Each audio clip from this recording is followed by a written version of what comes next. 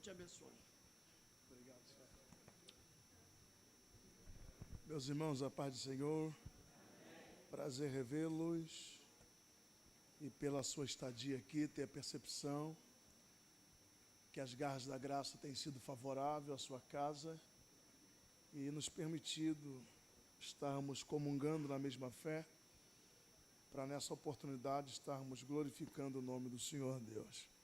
Terço do avivamento, eu sou grato a Deus por mais essa oportunidade, grato ao pastor dessa igreja, obrigado, tá bom? Deus continue abençoando, abençoando. Vamos ver Daniel soltando a voz dele aqui também. Tá enferrujado não, né, legal? Essa voz que se criou lá do Brooklyn, muito top, muito top. Deus abençoe, negaça.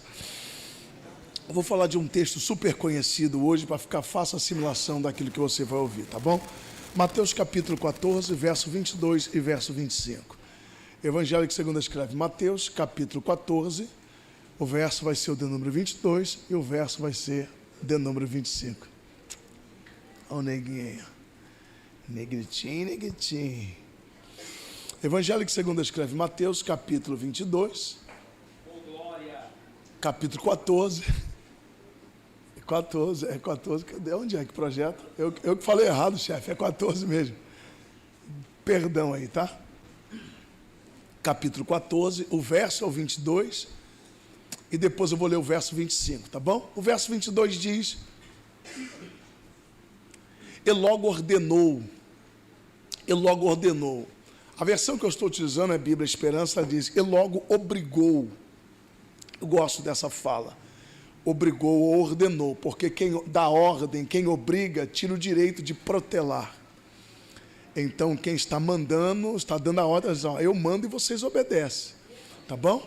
E logo ordenou Jesus que seus discípulos entrassem no barco e fossem adiante para outra banda, enquanto despedia a multidão. Verso 25, profeta: Mas a quarta vigília da noite, dirigiu-se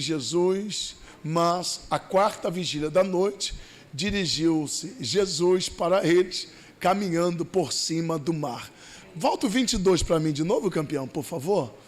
E logo ordenou Jesus que seus discípulos entrassem no barco e fossem adiante dele. Tipo, vai à minha frente.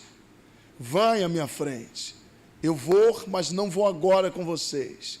Eu também não vou do jeito de vocês. Aí o verso 25, ele diz que na quarta vigília da noite. Te assente aí, me oferte a sua atenção por alguns minutos. E eu já devolvo o microfone a quem de direito.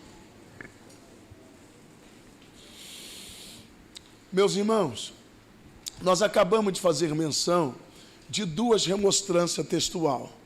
As duas remonstrâncias textual, ela está inserida no capítulo 14 do Evangelho de Mateus.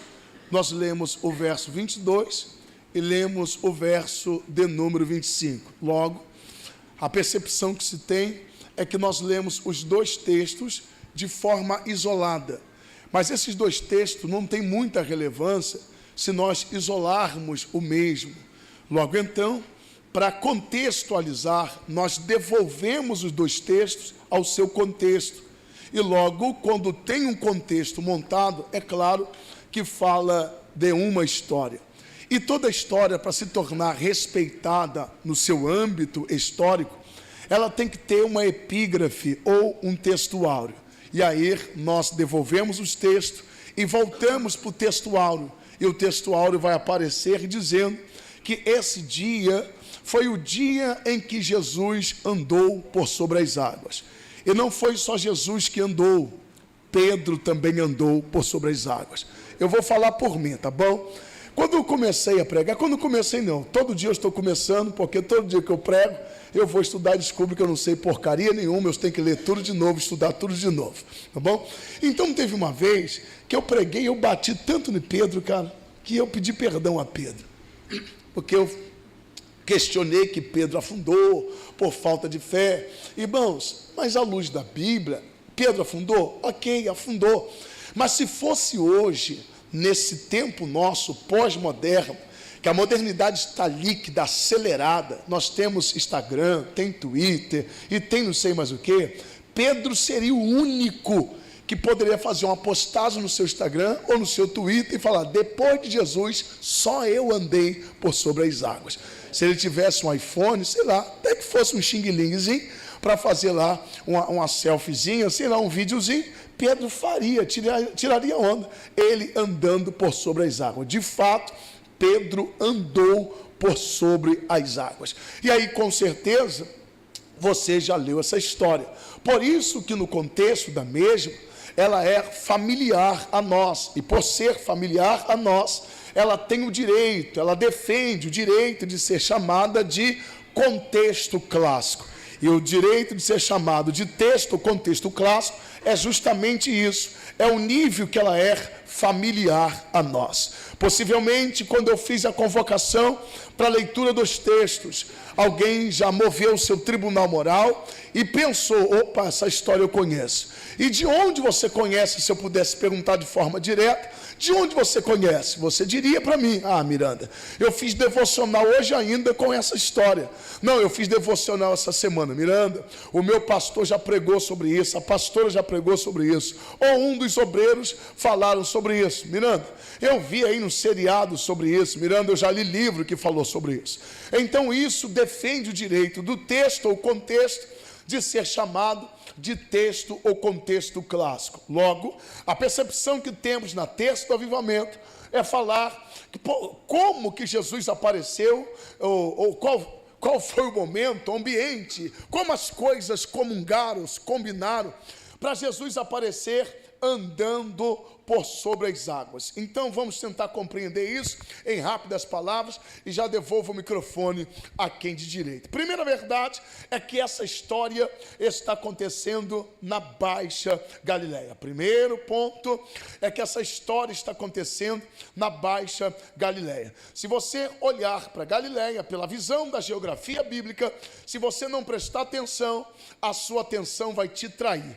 Porque tem momentos que parece que existe duas Galileias, mas não é duas Galileias, é uma Galileia que ela passa a ser conhecida como a Alta e como Baixa Galileia por causa da linha do mar Mediterrâneo. Quando a linha do mar Mediterrâneo passa, aí você olha acima da linha do Mediterrâneo, você vai ver a Alta Galileia. A Alta Galileia seria a ideia de Petrópolis, ou Teresópolis, ou Miguel Pereira, que é mais pertinho, que o ar é mais rarefeito, e por isso lá é fresquinho, é geladinho. Mas a Alta Galileia, ela era banhada pela brisa do mar Mediterrâneo, que entrava. Então, muitos desejavam e moravam lá os que tinham condições. Mas, pasmos, senhores, o nosso Senhor e Salvador Jesus Cristo, ele não foi morar na Alta Galileia. Jesus fez base do seu ministério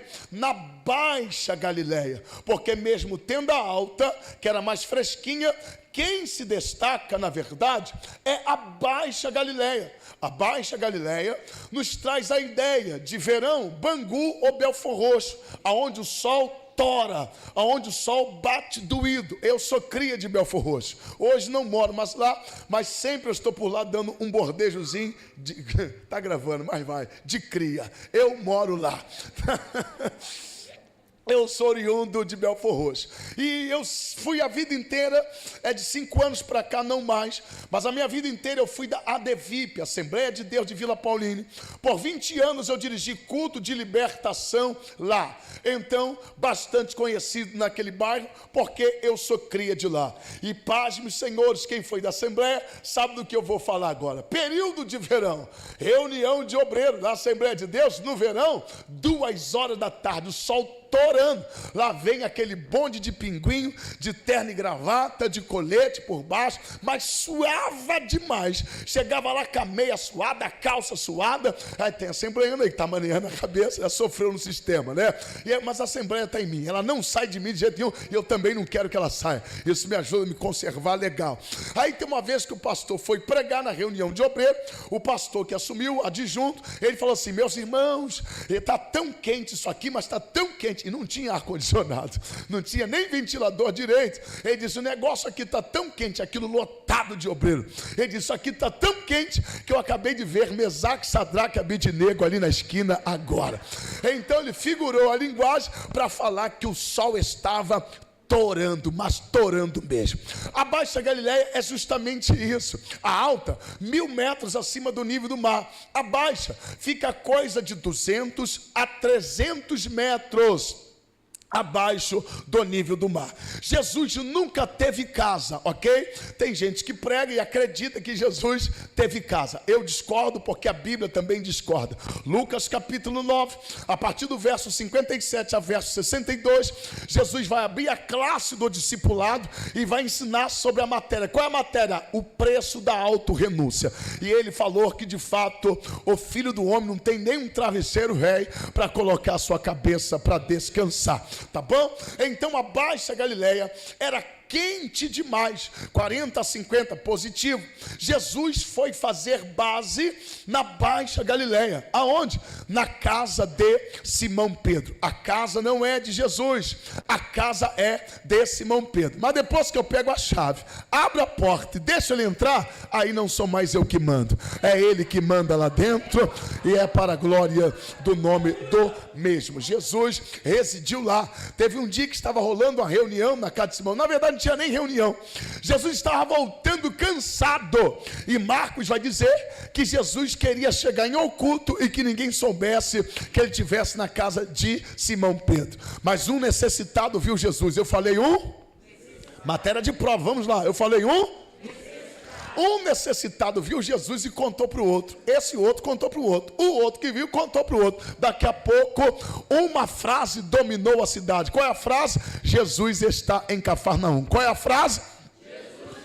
Então geral vazou para casa. Não dava para entrar porque ficou lotado até junto à porta. Aí você percebe que um tetraplégico foi trago por 4 amigos e foi curado quando o teto se abriu e desceram ele. Mas por que aquele milagre aconteceu? Por causa de um necessitado que começou a espalhar as boas novas que Jesus estava na cidade. Então deixa eu te contar uma parada. Grandes avivamentos na história, você pode pegar na história, grandes avivamentos que aconteceu, não começou por uma gama de pessoas, começou por um necessitado. Então esta noite fica a dica, fica o recado. Se você quer viver um avivamento pleno na sua, aleluia, se você quer viver um avivamento pleno na sua casa, na sua igreja, sai dessa preguiça. Não espere por ninguém. Comece a orar você, comece a jejuar você, comece a ler você, porque é muito fácil concordar que os outros façam, mas na verdade Deus está dizendo: começa você, porque se você começar, o seu ato de começar vai constranger alguém a se envolver nisso. E falou, então pega a tua parte que eu vou comer a minha, tá bom? A igreja está muito encrenqueira, a igreja está muito futriqueira, a igreja está muito arranjadora de problema. Tem tempo para ver a vida de A, a vida de B, a vida de C, mas parece que perdeu tempo de orar, parece que perdeu tempo de jejuar. Evangelho não é lugar de ficar de mexerico vendo vida de A e vida de B. Evangelho é lugar de se envolver com a unção, com a glória, com a presença e sermos gratos a Deus. Estamos na Baixa Galileia. Estamos na Baixa Galileia. E na Baixa Galileia há pontos que se destacam. Quem nunca ouviu falar sobre o lago da Galileia, que horas é chamado de mar, mas na verdade é um lago, porque as águas ali não é água viva. A água não é viva. Lago, a água é tranquila. Lago, a água é tranquila. Aí, mas tem um negócio meio doido. Mas da onde vem as ondas que sulapa o barco? Então já já a gente entende, porque essa Baixa Galileia, ela se destaca primeiro pelo seu lago, segundo pela empresa pesqueira de Simão Pedro que funcionava lá, terceiro, havia também a sinagoga, que era a maior sinagoga de então, era de Cafarnaum. E quem era o pastor dessa sinagoga? Jairo. Quem não lembra que Jairo saiu do culto, indo para casa, chegando em casa... Ô Pretinho, quer tirar foto de mim? Chegando em casa, a filha de Jairo estava diagnosticada com uma enfermidade para a morte. O que Jairo fez? Cheguei como príncipe, como dirigente da sinagoga, mas vou tirar a minha indumentária de líder e vou vestir a indumentária de pai. Que bom que alguém lá atrás deu um aleluia, já está valendo. O outro deu ali para me enganar, não serve mais. Jairo está dizendo o seguinte: eu não vou voltar como líder. Jairo, vale lembrar que Jairo já tinha dado oportunidade para Jesus pregar na sinagoga. Quem viu Jesus pregando? O líder, o pastor Jairo. Mas quando ele chegou em casa, quem viu a filha para morrer foi o pai.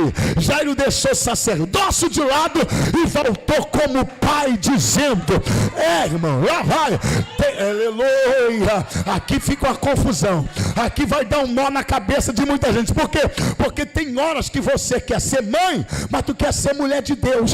Tem hora que você quer ser pai, mas você quer ser homem de Deus. Ei, mãe da pescoção, mãe da varada. Tem horas que tem que orar, mas tem hora que tem que salgar o bode também e mostrar quem é que manda, e mostrar quem é que governa.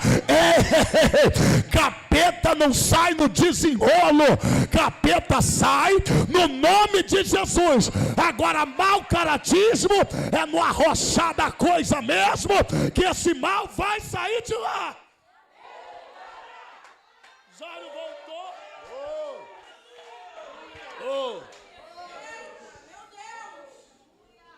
Vem para a igreja, marcha, roda, entrega a profecia, chega em casa, não é nem capeta, é pilantragem. Aí você sai, tá gravando, esse culto é ao vivo, não é? Aí vai assim mesmo, aí fica lá, sai em nome de Jesus, sai, não, arrocha, pega firme. Lá em casa a mamãe tinha aqueles conduíte antigo, preto. Mamãe batizou ele no fogo e chamou ele de nego mole. A ripa cantava, e nem por isso fiquei depressivo, porque entendia que a cada surra que ela me dava era a mente retardada da época dizendo: te amo, bato porque te amo, bato hoje para a polícia não bater amanhã.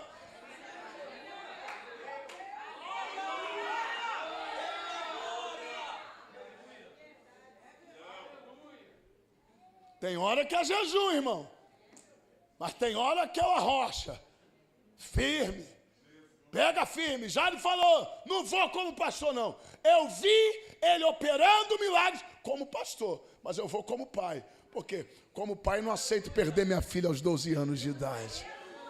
Como pai eu entro em qualquer briga para defender o meu filho, e lá vai. Filho que apronta, filho seu que apronta na boca dos outros, todo mundo pinta o 7. Mas só você tem o direito de apertar ele, só você tem o direito de rebentá-lo, tá bom? Então já alcançou o milagre, para a sua casa é um outro assunto, é uma outra história. Mas Jesus, também ali na Baixa Galileia, tem alfândega. Que é alfândega, Miranda? Era onde homens de 140 homens a 200 homens que tinham o título de publicanos, eles ficavam cobrando impostos. Quem eram esses homens? Eram judeus recrutados pela política de Roma para oprimir os próprios judeus, cobrando impostos. Então Jesus passando lá, entre 140 tadinha da irmã, está desesperada aqui.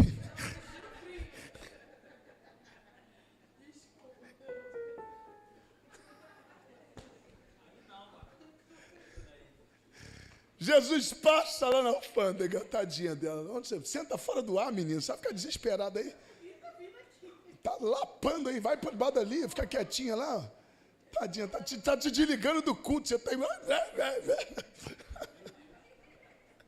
Tadinha da irmã, né? E daqui eu vejo tudo, eu deito e rolo daqui, vejo todo mundo, quem conversa, quem fofoca, eu vou pregando e vou lendo, vou vendo tudinho. Mas vamos lá, vamos lá. Vamos lá. Na alfândega tinha de 140 a 200 publicanos. Presta cá, olha cá. Na alfândega tinha de 140 a 200 publicanos. Jesus passou. No meio de 140 a 200, ele olhou para um homem. Ele olhou para a gama e destacou um homem. E quem é aquele homem? É o tal do Levi, que posteriormente vai ser chamado de Mateus. Olha isso aqui, de 140 a 200, Jesus só qualificou um, para quê? Ser discípulo. Como assim? É isso mesmo, Marcos é a fonte mais antiga, conheceu, mas não andou com Jesus. Lucas, mesmo sendo historiador grego, não conheceu e não andou. Só quem tira onda nesse quesito é Mateus. Mateus foi testemunho ocular, tipo, Lucas, eu não tenho um diploma da medicina que você tem, eu não sou historiador grego como você é. Ô Marcos, eu não sou a fonte mais antiga igual a você, mas eu sou o único que fui escolhido por ele. Lá, ainda bom que duas pessoas levantou a mão, lá vai. Ô minha pastora, com todo o respeito que tenho pela senhora, eu dirijo culto de libertação, sei o que é isso. Por 20 anos eu dirigi em Vila Paulina. A senhora já percebeu que tem culto que parece que a gente dirigindo fica igual um palhaço no picadeiro? A senhora percebeu que tem culto que a gente está carregando uma bigorna nas costas, motivando o povo, adore, reage. Aí por um tempo eu fui entender, não é que eles não querem, é que tem cultos igual Jesus, ele nunca conta com a maioria, ele conta com a minoria. Nem todos que vêm para sentir Jesus. Por isso que Jesus passou e viu 200 em você. Eu só quero você, eu só quero você.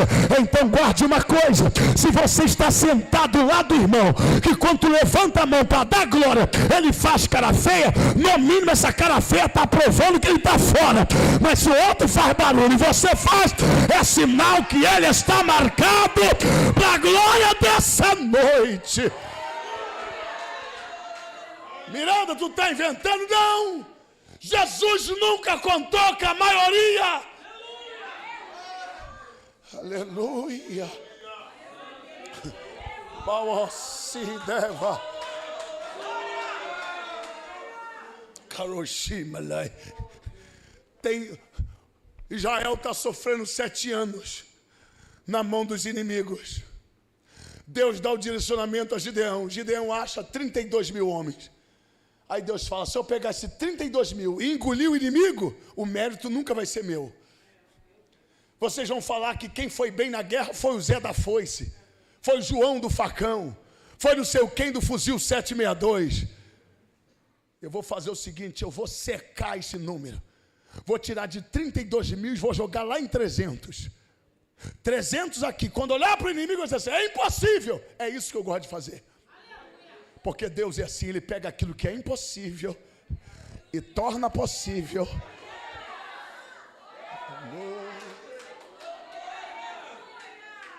Você pega na mão de alguém? Duvido você pegar. Você pega mesmo? Pega. Você pegou mesmo? Você tem coragem? Fala para essa pessoa assim, fala assim, esse momento de coisas ruins que você está passando, fala, é o palco favorável para Deus manifestar o sobrenatural dele. O sobrenatural. Vai, Jeová. Tem gente falando que não dá, tem gente falando que não vai conseguir. Lá vai, o médico já deu o diagnóstico desfavorável, alguém da tua casa descredibilizou você, alguém do teu sangue não acredita. Aí Deus te trouxe na terça do avivamento e está falando na minha boca para a tua vida. Eu vou pegar isso que parecia ser impossível e vou tornar possível, só para o meu nome ser glorificado. Aleluia. Estamos em Cafarnaum. 200, eu quero você. Eu gosto porque Jesus, os cultos de Jesus, ele nunca contou com a maioria. Ele abre mão da... Eita, que isso, Espírito? Então é essa que vai, vem aqui, vai. Ele abre mão da maioria desqualificada e abraça a minoria qualificada. Oh, glória a Deus. Ele está em Cafarnaum, pregando e pregando muito. E vale lembrar que Jesus nunca pregou milagres, mas ele fazia milagre. Eu vou falar de novo. Jesus nunca pregou milagres. Miranda, por que ele não pregava nada? Primeiro entender, ele pregava sempre o reino. Por onde? Intermédio da palavra. Opa, que bom, é isso mesmo. A palavra, ou o reino revelado pela palavra, te forma consciência do que você pode viver num culto. Então o que ele fazia? Eu não vim aqui para tratar de coisas da terra, eu vim da terra para tratar de coisas do céu. Oh, glória a Deus. Jesus vem na terra para tratar de coisas do céu. Beleza, aí ele formava consciência, enchia o povo de palavra. E não é que ele fazia milagre, porque o povo ouvia tanta palavra, tanta palavra, tanta palavra, e a palavra era a chave de liberação. A palavra é a chave que liberta a mente atrofiada, a mente limitada. Para você ter uma ideia, tem gente, pastorzão, que acredita que milagre é só para o passado. E aí sabe o que me deixa pasmo e perturbado no bom sentido? Que eles oram assim: Senhor, se for da tua vontade curar, cura. Quando que não foi da vontade de Jesus curar? Então se tu ora assim, rasga Isaías 53 verso 4, que diz que ele já tomou, ele não vai tomar. Eita, como assim? Segura, deixa assim no alto, deixa no alto. Passei e peguei, eu vou voltar para pegar de novo. É isso que o texto está dizendo. Eu já fui na cruz e levei o câncer, levei mioma, levei gastrite, levei o AIDS, levei tudo. Vocês estão curados. Agora, uma coisa é a palavra me dá legalidade de cura, outra coisa é eu desconstruir a consciência errada para construir a certa. Porque tem gente trabalhando cura pela área da meritocracia, e cura trafega no âmbito da graça. Ninguém merece. Você tem uma ideia? Até está sentado nessa cadeirinha gostosinha aí, você merecia isso não, irmão. Você tinha que valorizar melhor esse espaço, irmão. Você valia na porcaria nenhuma, e o céu te colocou aqui vivo,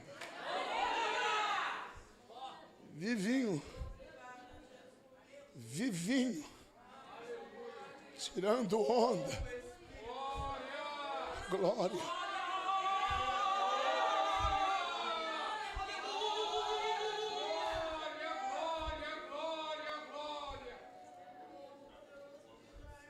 Compreendendo o reino de Deus em nós.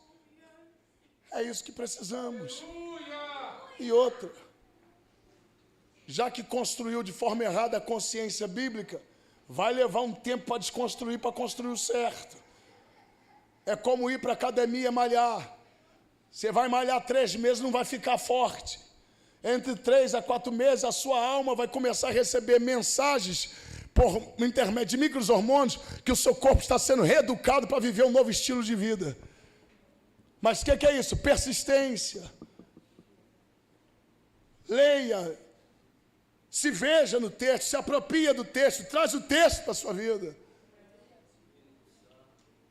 E aí você precisa de treinamento, porque ainda estamos na Baixa Galileia.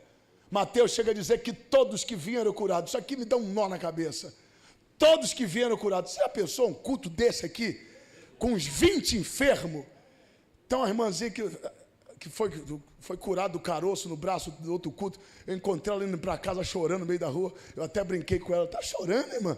Que ela foi agraciada, que Deus arrancou um caroço do braço dela. Agora pensa um culto que 20 pessoas enfermas, todos são curados. Era o culto de Jesus, irmão. E ninguém... Eita glória! E o nosso maior inimigo do culto não é o Satanás, é a sua motivação de culto. Porque tem gente que vem para o lugar certo, diante do Deus certo, com a motivação errada. Consegue entrar aqui num culto desse e ficar: me cura, me cura, me cura, me cura, me cura, me cura, me cura. Jesus disse: cara, a propósito do culto, a prioridade não é isso. Qual é a visão de Isaías? No ano em que morreu o rei Uzias, eu vi o Senhor assentado sobre o alto e sublime trono. O seu séquito, a bainha das suas festas, enchia toda a terra. Ele segue: Anjos, arcanjos, querubins. Terceira classe da hierarquia angelical. Ele vê os serafins ao lado acima do trono, ao lado dele. Porque no original nada fica acima dele. Acima do trono pode, mas acima dele não. Só que eles estão ao lado, acima do trono, e estão com 6 asas. Guardem isso. Quantas asas?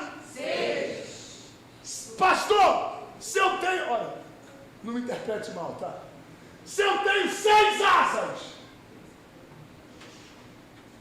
para que eu vou cobrir 2 os pés, 2 o rosto e vou ficar voando só com...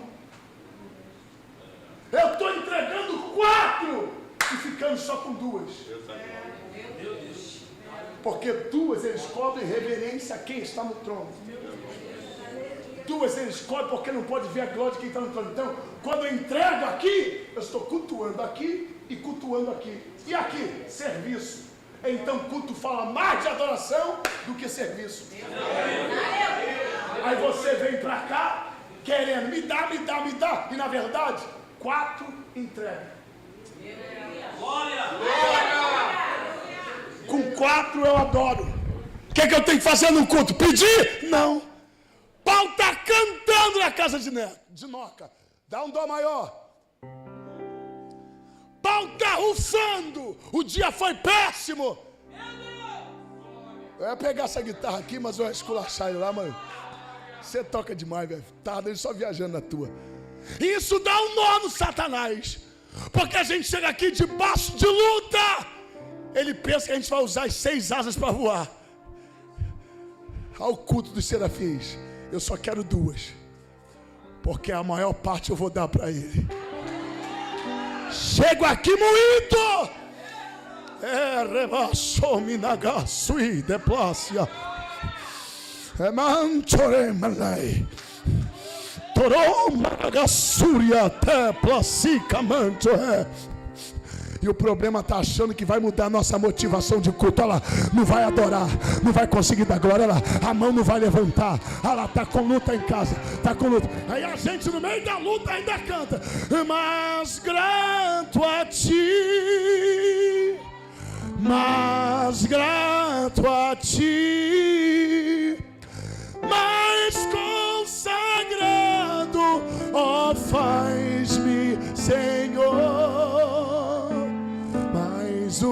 Humilhado e cheio de amor.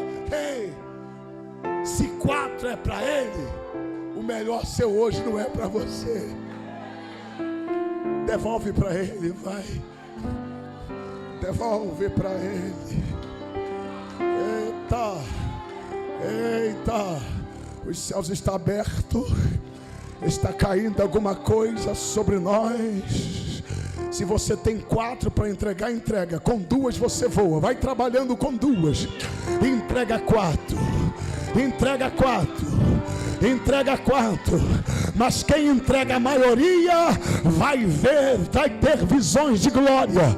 Porque enquanto os serafins voavam com 2 e entregava 4 em adoração, Isaías teve uma visão de glória. Uma visão de glória. Então a prioridade é ele. Eu só me deleito, eu só entrego. Eu só entrego. Por que eu só entrego? Porque se ele tem um atributo incomunicável chamado onisciência, ele já sabe do que eu preciso.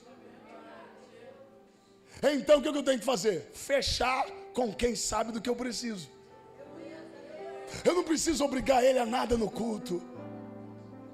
Eu só preciso me deleitar. Dizer para ele: Senhor, eu sou uma oferta viva. Eu vim te buscar. Eu vim dizer que tu és o amor da minha vida. Eu vim dizer que tu és o meu tudo. Eu vim dizer que nada vai calar o meu canto.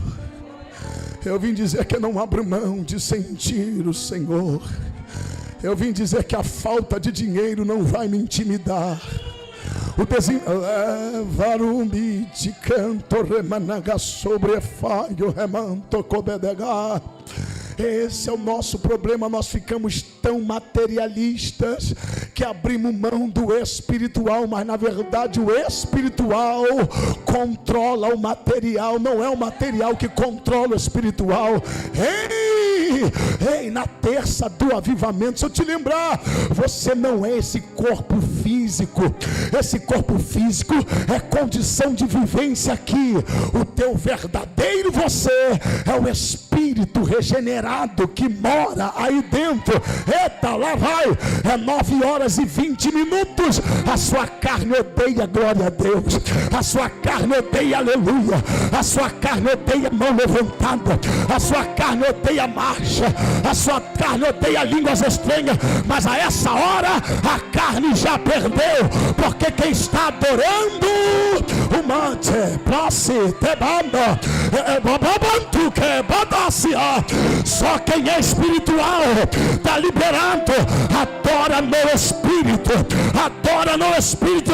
Eu não pedi ninguém para levantar, é que quem está sentado está entendendo que adorar sentado é pouco para quem fez muito por mim lá no Calvário. Adoração no espírito. Adoração no espírito. Adoração no espírito. Adoração no espírito. Jesus, como homem, se cansa atendendo o povo, e como homem ele se cansa e diz ao discípulo: lugar de descanso. Quero descansar. Porque eu estou falando de um Jesus que tem a dupla natureza, 100% homem, 100% Deus. Como o homem se veste, come, dorme, se cansa, mas quando abre a boca para falar é o próprio Deus falando. E aí esquece, porque quando Deus fala, céus, plural, terra, singular, cala a boca, porque Ele é o comando, não tem essa. Ele é o cara, de fato Ele é o cara. Aí ele quer um lugar de descanso. Só que discípulo é tão complicado, que o mestre vira para os discípulos e fala assim: lugar para descanso. Sabe onde os caras arrumaram um lugar para descansar? Regiões desérticas de Betsaida. Cara, quem vai trabalhar um ano inteiro e vai descansar, vai tirar férias no deserto? Só Jesus que tira essa onda. Se você olhar pela visão do Êxodo, o período que Jesus mais tirou onda com o deserto foi lá. Que sapato não gastava, as vestes não gastava, não tinha um mocelinho, não tinha fogo no chão. Mas ele falou assim: não tem problema não, eu mando codorna. Ai, mas eu queria tanto um pãozinho da Artipão. Não, isso aí também não tem não. Anota os erros mesmo e guarda para mim. Preciso. Não tem isso aí, Artipão não. Mas tem o maná. Tem o quê? Tem o quê? Sabe o que eu acho lindo? Que maná é medida diária. Maná é o quê? Quem não veio perdeu. E quem veio não pode levar para casa, tem que comer no lugar do encontro. Aí tu acha que Deus trata com os ausentes, se dá bem agora por causa da live. Aí eles pegam lá, mas na verdade maná, dispensação da lei, é lugar do encontro. Como é que é o seu nome? Wester Reis? Isso aqui é dupla, isso aí, o que é isso aí? Sertanejo? Estava com o Wester ontem à tarde, lá no recreio.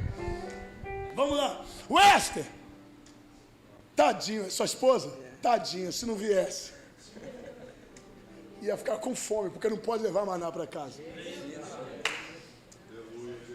Você já pensou? Quem não vem no culto, fica encalacrado em casa, o pau cantando, o capeta deitando pelo, porque maná não é para quem fica, maná é para quem vem para o lugar do encontro. E o que eu acho lindo no maná? Desceu maná hoje, sim ou não? Sim. Eu peguei maná, pegamos maná. Você foi para sua casa, eu fui para a minha. Se pudéssemos encher um borná e levar para casa, tu voltaria amanhã? Eu também não. Aí Deus fala: não leva. Se quer comer mais maná,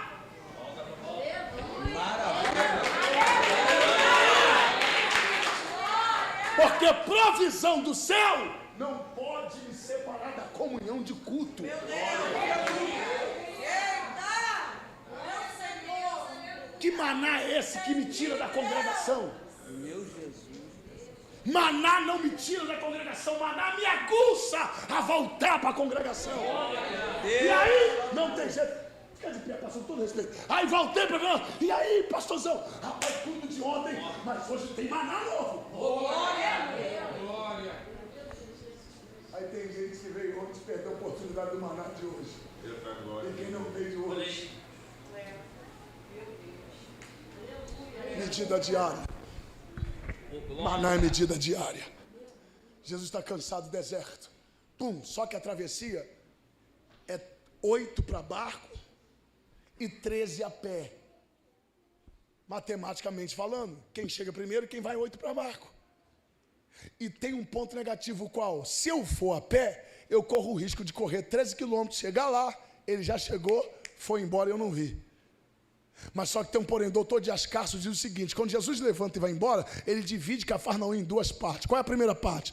Aqueles que viram ele pregar, viram o milagre, quando ele foi embora, cruzaram os braços, tipo, já falei balai mesmo, me arrepiei todinho, marchei, rodei, ele entregou o manto para mim, modernizei minha teologia, claro.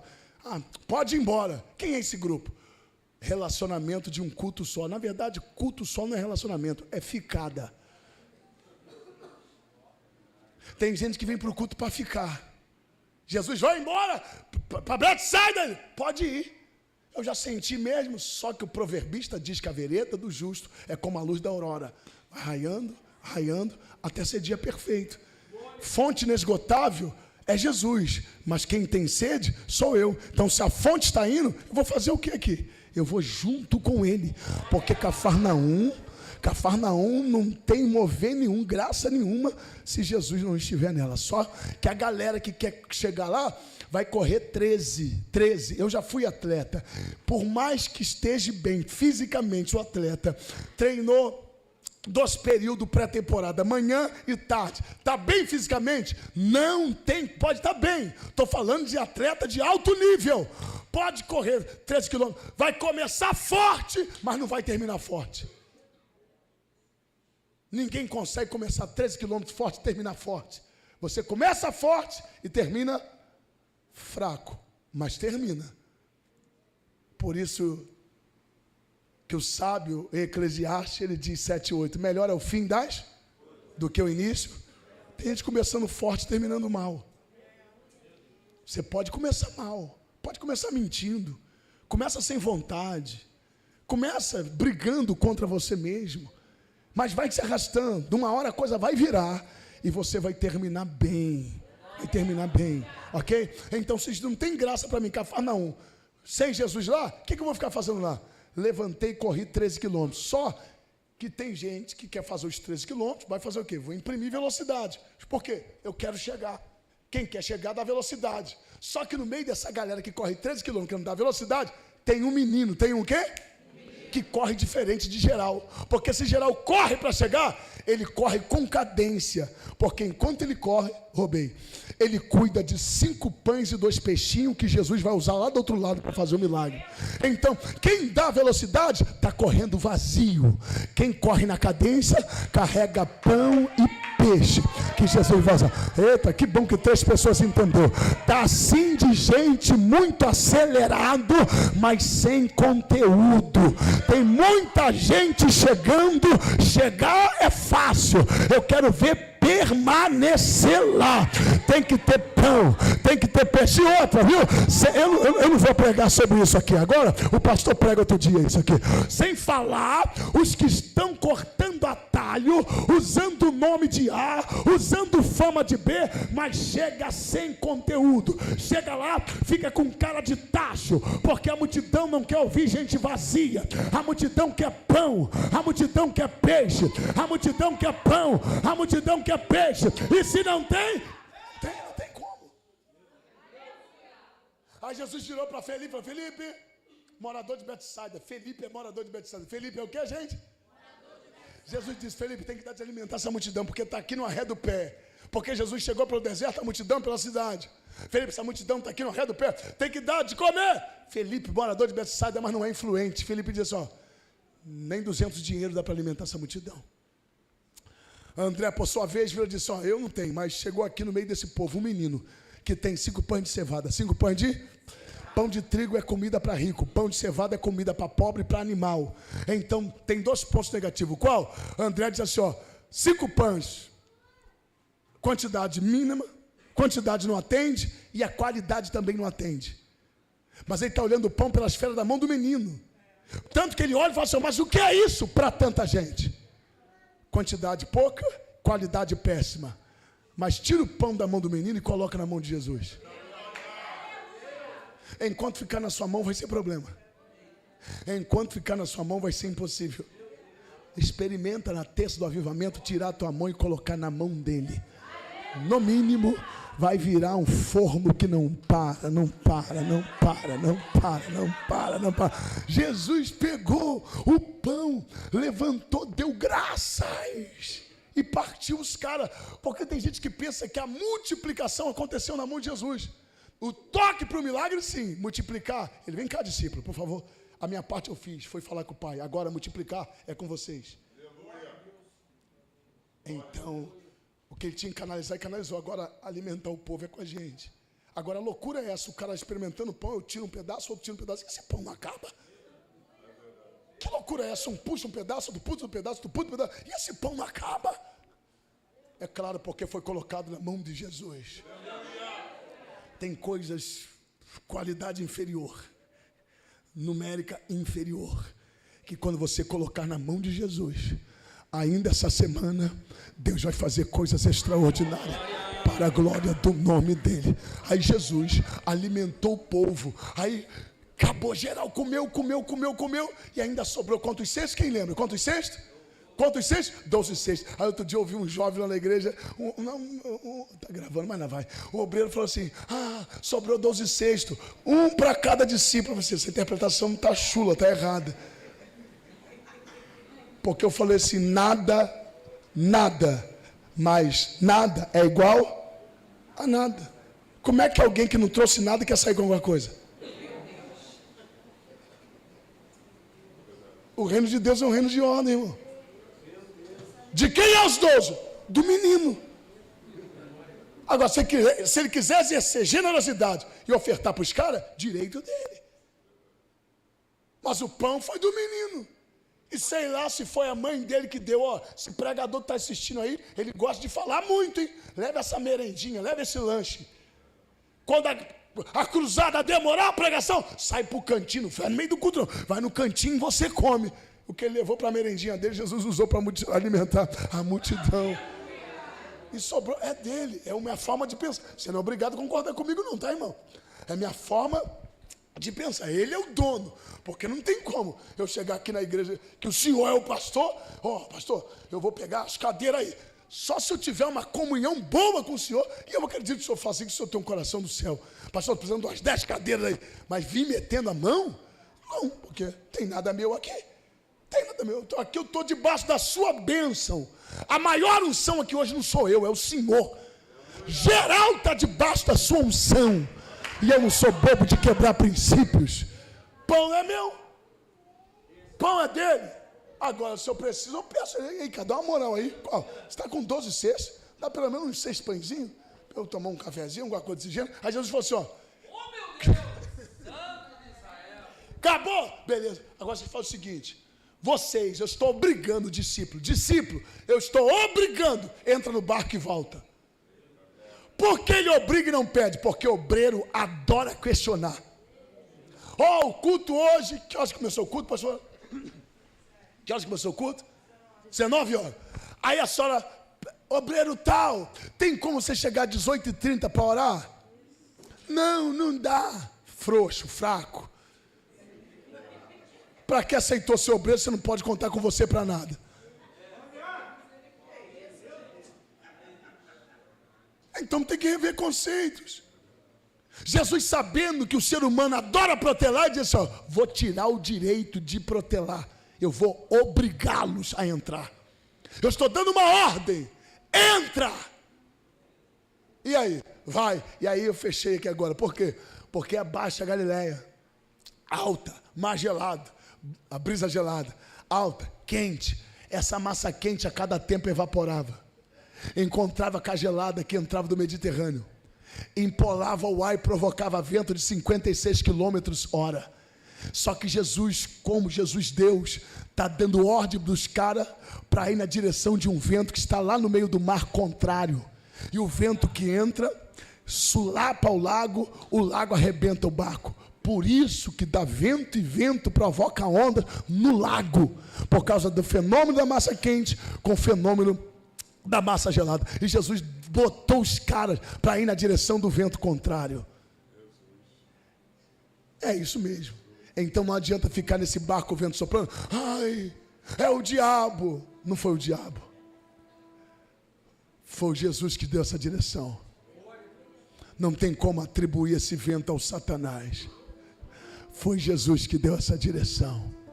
Deixa eu falar para você, discípulo. Jesus não vai te isentar de ventos na vida. Na primeira travessia,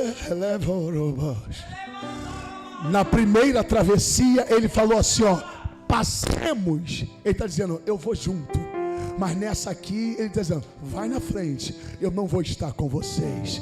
Na primeira ele veio, nessa ele não veio, ele te colocou à prova. E eu estou fechando esse sermão, pregando para você, que está num momento tão difícil, que tipifica o seu vento, e você com vontade de parar, com vontade de chutar o pau da barranca. Eu vou desanimar, só eu que sofro, só eu que passo luta. Não, Deus te escolheu a dedo para passar por esse vento.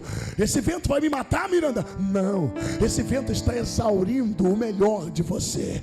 Esse vento vai te ensinar a depender. E qual é o legal desse vento? É que o texto diz que ele manda os discípulos entrar no barco e voltar. O vento está soprando o contrário. Quando ele sobe no monte para orar, da onde ele está, diz Orlando Space Boy, da onde ele está orando, ele está vendo tudo o que está acontecendo. Que doideira é essa? Parece horas que Deus é um déspota, parece que Deus tem prazer em te ver no vento, parece que Deus tem prazer em te ver sofrendo.